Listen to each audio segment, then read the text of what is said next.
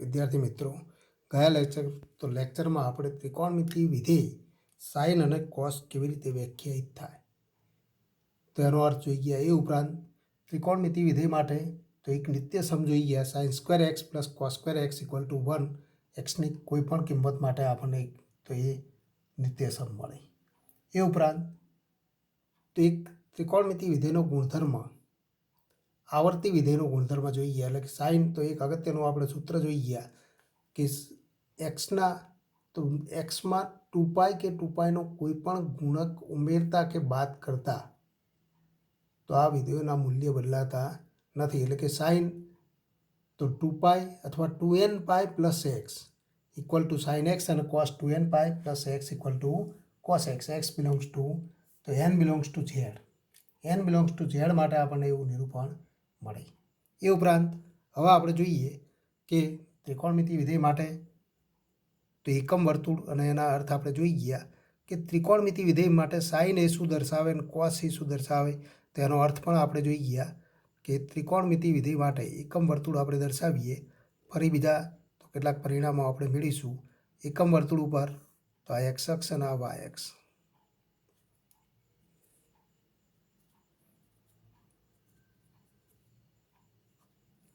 એકમ વર્તુળ એના આપણે 4 બિંદુઓ જોઈ ગયા, એ બી સી અને ડી, જેના યામ આપણે જાણીએ છીએ। હવે આપણે જોઈ ગયા કે જો આ એકમ વર્તુળ ઉપર એના તો એ બિંદુના સંદર્ભમાં તો એવો ખૂણો રચવામાં આવે, એક્સ રેડિયન માપનો ખૂણો રચવામાં આવે તો મળતું બિંદુ પી હોય તો માપ કોણ પી ઓ એ ઇક્વલ ટુ એક્સ થાય અને એ બિંદુ પીના યામ એ અને બી એ કોસ એક્સ અને સાઇન એક્સના મૂલ્ય થાય। કોસ એક્સ ઇક્વલ ટુ એ અને સાઇન એક્સ ઇક્વલ ટુ બી થાય, એ આપણે જોઈ ગયા। એનો અર્થ કે તો આપણે આ પણ અર્થ કરી શકીએ કે તો માટે તો કોસ એક્સ ઇક્વલ ટુ તો cos x x belongs to R માટે તો આ આપણે ટૂંકમાં જોઈ ગયા હતા। એક્સ બિલોંગ્સ ટુ આર માટે કોસ એક્સ એ તો કોસ એક્સ ઇક્વલ ટુ તો રેડિયન માપ એક્સનો ખૂણો મળતા તો રેડિયન માપ એક્સ જેટલો ખૂણો બનાવતા તો એકમ વર્તુળ ઉપર મળતું બિંદુ તો એક્સ રેડિયન માપને અનુરૂપ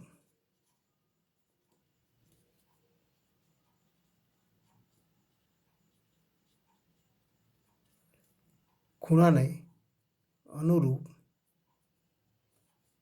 એકમ વર્તુળ ઉપર મળતા બિંદુ પીનો એક્સ યામ। એનો અર્થ કે તો એને આપણે એ વડે દર્શાવીએ, એક્સ યામ આપણે એ લઈએ। એ જ રીતે સાઇન એક્સ ઇક્વલ ટુ તો બિંદુ પીનો તો સાઇન એક્સ ઇક્વલ ટુ બિંદુ પીનો વાય યામ। પણ બિંદુ પી કેવી રીતે મળે તો એક્સને સંગત મળતું બિંદુ તો એક્સ રેડિયન માપનો ખૂણો બનાવતા એકમ વર્તુળ ઉપર મળતું બિંદુ પી એનો વાય યામ। તો આ બે અર્થના આધારે આપણે કહી શકીએ કે કોસ એક્સ એ બિંદુનો એક્સ યામ દર્શાવે અને સાઇન એક્સ એ બિંદુ પીનો વાય યામ દર્શાવે। એ ઉપરાંત આપણે જાણીએ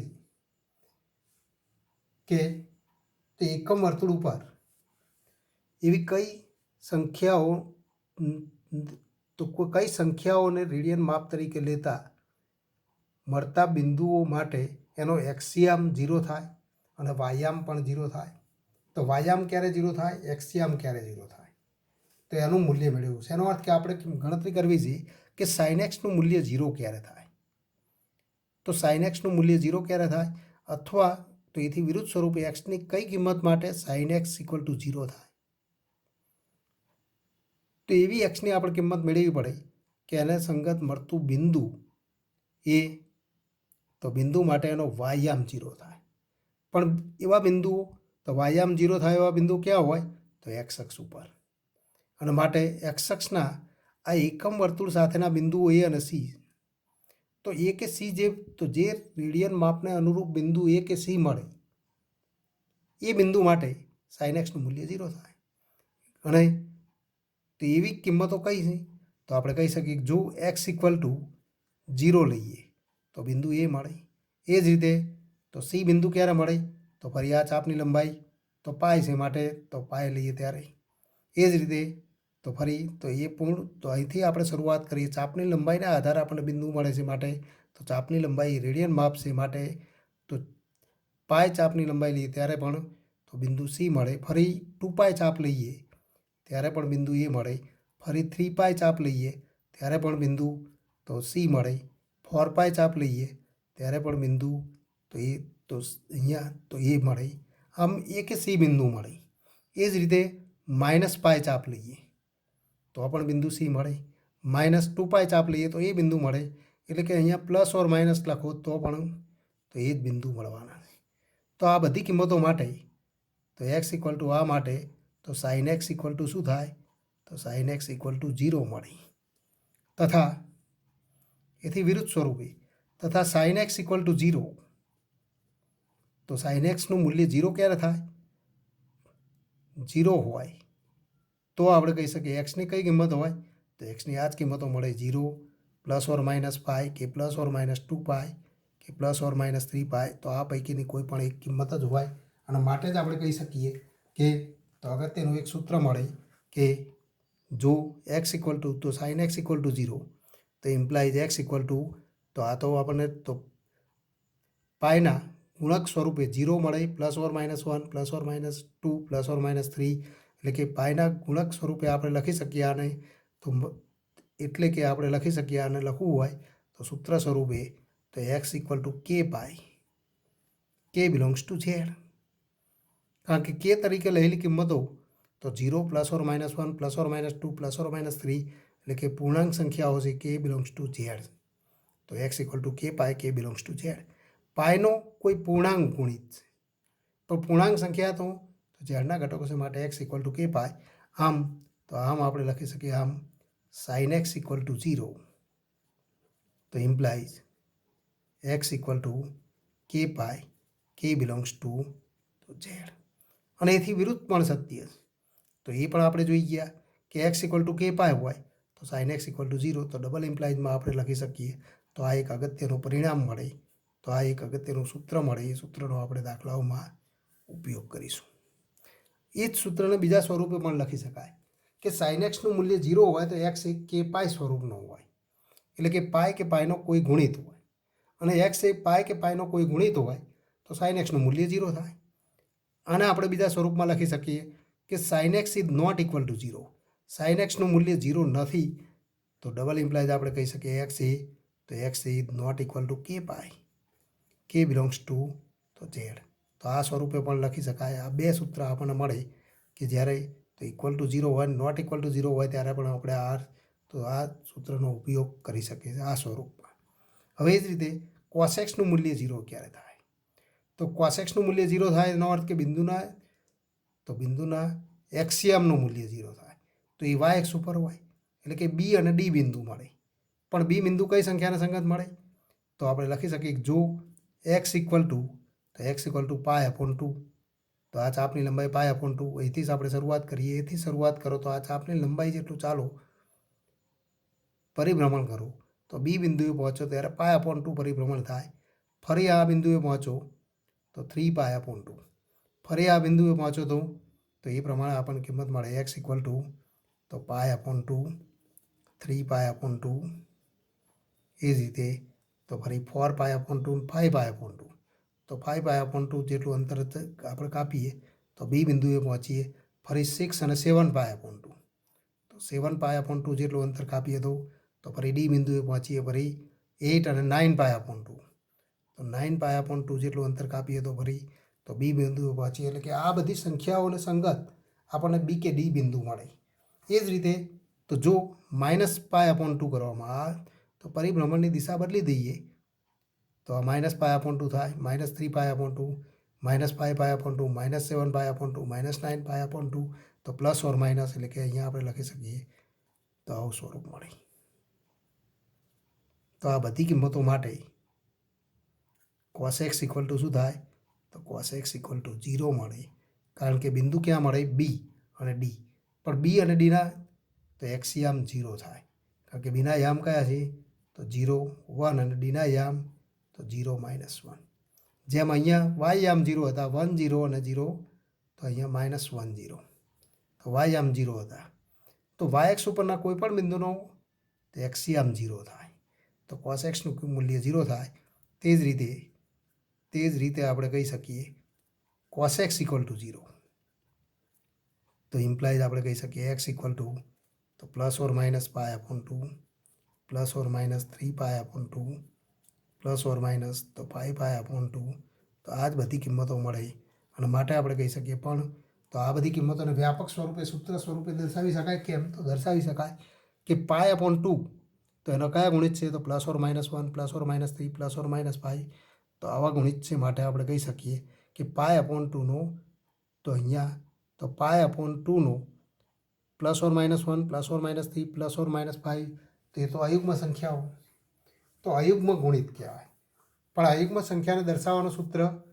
તો 2k + 1 અથવા 2k - 1 છે માટે આપણે લખી શકીએ x = 2n + 1 તો 2n + 1 × π/2 n belongs to z તો ઇમ્પ્લાઇઝ x = આ લખી શકાય આમ ફરી આપણે લખી શકીએ જેમ sin x માટે સૂત્ર જોઈએ એમ cos x = 0 તો ડબલ ઇમ્પ્લાઇઝ x =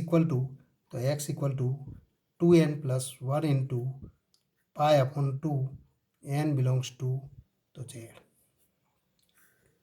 તો ફરી આ એક અગત્યનું તો બીજું સૂત્ર મળે એ જ રીતે તો cos x ≠ 0 માટે લખવું હોય તો જો cos x 0 ન હોય તો x એ આ ન હોઈ શકે તો x ≠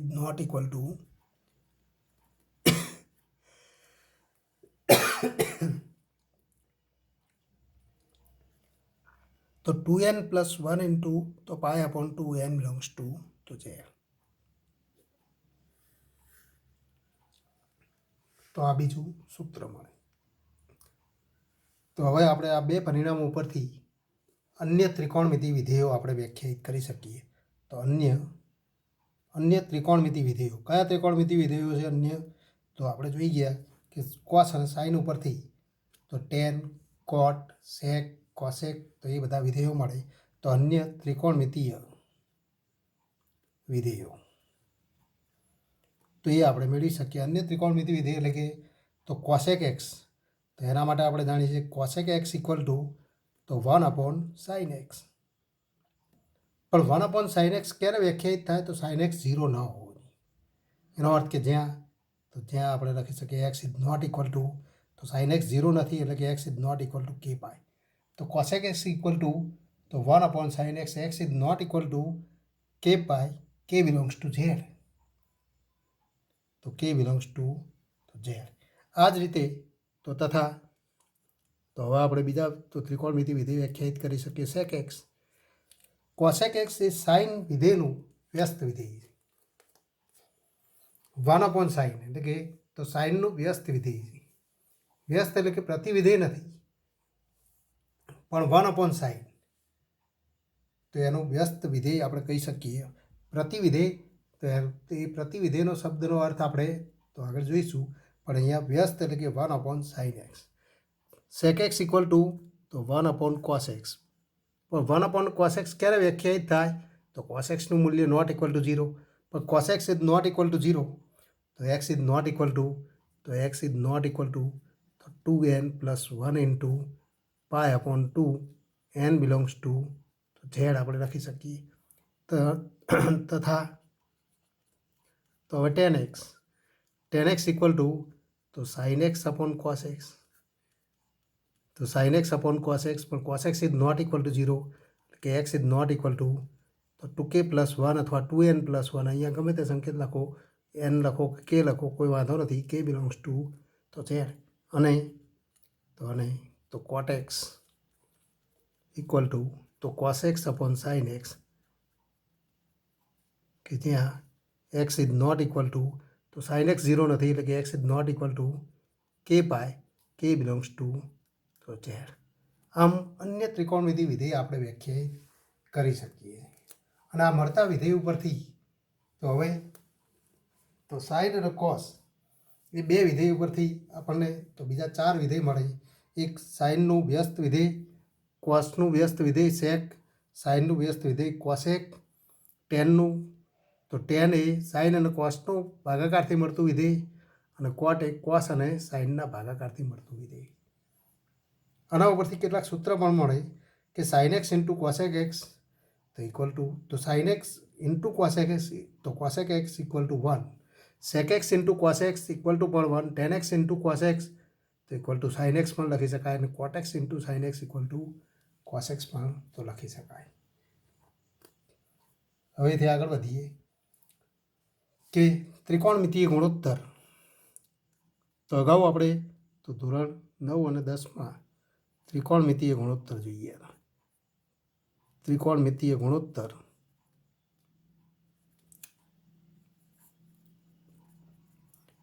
ગુણોત્તર સ્વરૂપે મેળવેલી કિંમતો અને ત્રિકોણમિતિ વિધેય સ્વરૂપે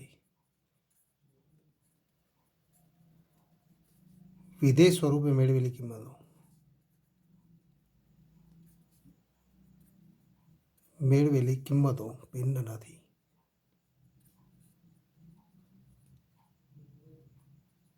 એ સાબિત પણ કરી શકાય, પણ આપણે એની સાબિતી તો અહીંયા આપણા અભ્યાસક્રમમાં નથી.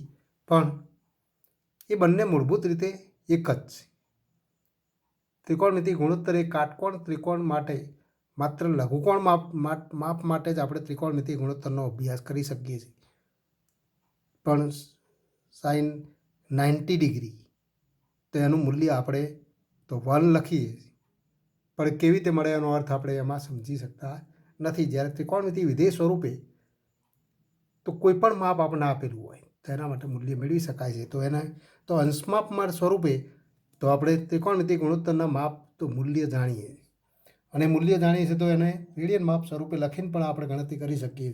તો અહીંયા આપણે ત્રિકોણમિતિ વિધેય લખીએ સાઇન કોસ ટેન તો એ 3 લખીએ તો એના ઉપરથી બાકીના વિધેયોના મૂલ્ય મેળવી શકાય. તો સાઇન કોસ અને ટેન આ 3 વિધેય તો એના મૂલ્ય 0 તો 0 ડિગ્રી કે 0 રેડિયન. એ જ રીતે તો ફરી 30 ડિગ્રી એટલે કે π/6 રેડિયન, ફરી π/4 એટલે કે 45 ડિગ્રી.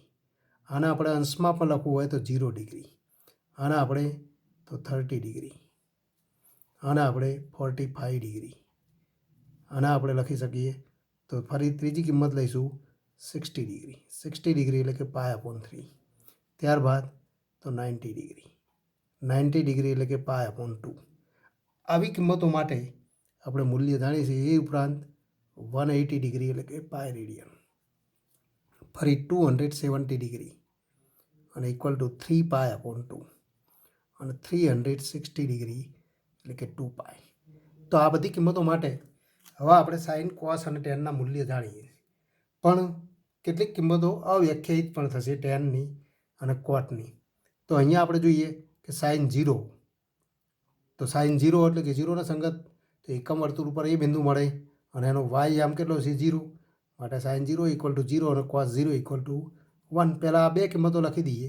સાઇન π/6 પણ આપણે આ બંને કિંમતો જાણીએ. સાઇન 30 ડિગ્રી તો સાઇન 30 ડિગ્રી એટલે કે તો 1/2 અને કોસ 30 ડિગ્રી તો √3/2. આ મૂલ્ય આપણે તો અગાઉ ત્રિકોણમિતિ ગુણોત્તરમાં જોઈ ગયા છે.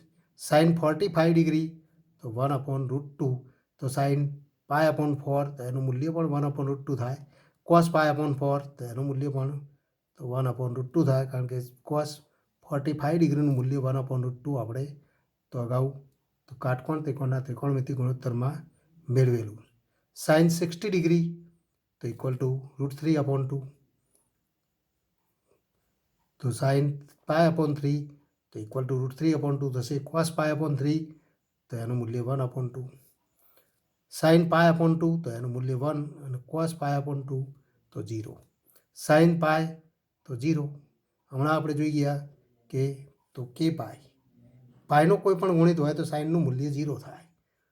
અને તો કોસ પાય તો અહીંયા π/2 માટે પણ એવું જ આપણને આ સ્વરૂપ મળ્યું કે એની કિંમત 0 લખીએ તો π/2. એક્સ π/2 હોય તો કોસ એક્સ ઇક્વલ ટુ 0, તો કોસ π/2 ઇક્વલ ટુ આપણે 0 લઈએ. તે જ રીતે તો કોસ પાય ઇક્વલ ટુ -1.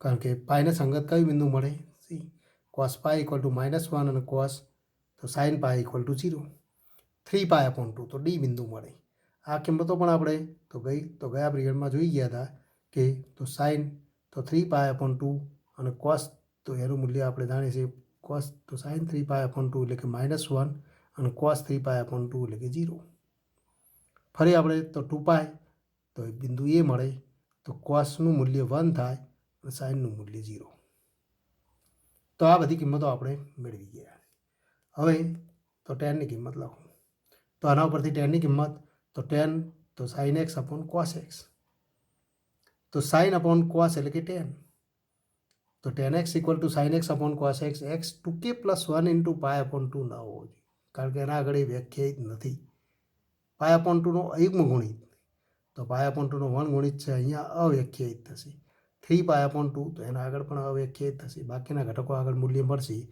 તો tan 0 તો sin 0 upon cos 0 તો 0 upon 1 એટલે કે 0 આ બંનેનો ગુણોત્તર થશે tan π/6 તો આ બંનેનો ગુણોત્તર તો 1 upon √3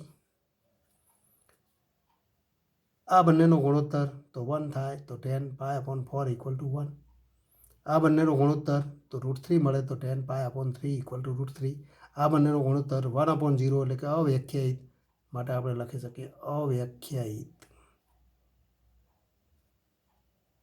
તો આ કિંમત ન મળે ફરી આ બંનેનો ગુણોત્તર તો 0 મળે આ બંનેનો ગુણોત્તર તો ન મળે અથવા અવ્યાખ્યાયિત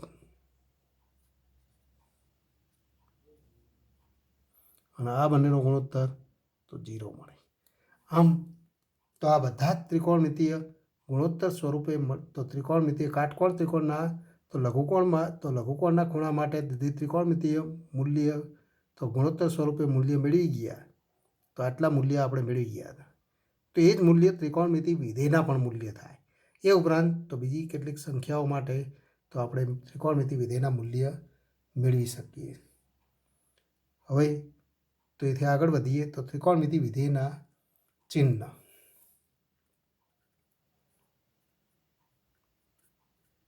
ત્રિકોણમિતીય વિધેયના ચિહ્ન તો સૌ પ્રથમ ચિહ્ન અને ચરણ એનો અર્થ જોઈશું એ ઉપરાંત તો એક બીજું અગત્યનું પરિણામ પણ આપણે જોઈશું કે x અને -x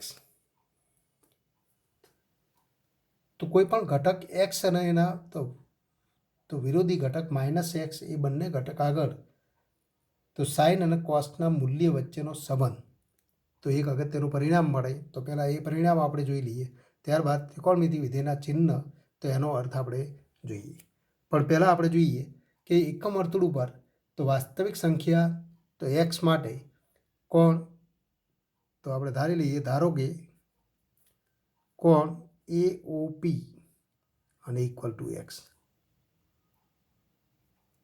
થાય એ રીતે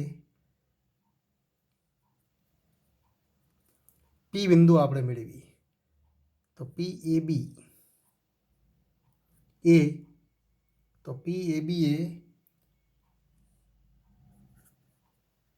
ઉગમ બિંદુ કેન્દ્રવાળા એકમ વર્તુળ ઉપરનું કોઈ એક બિંદુ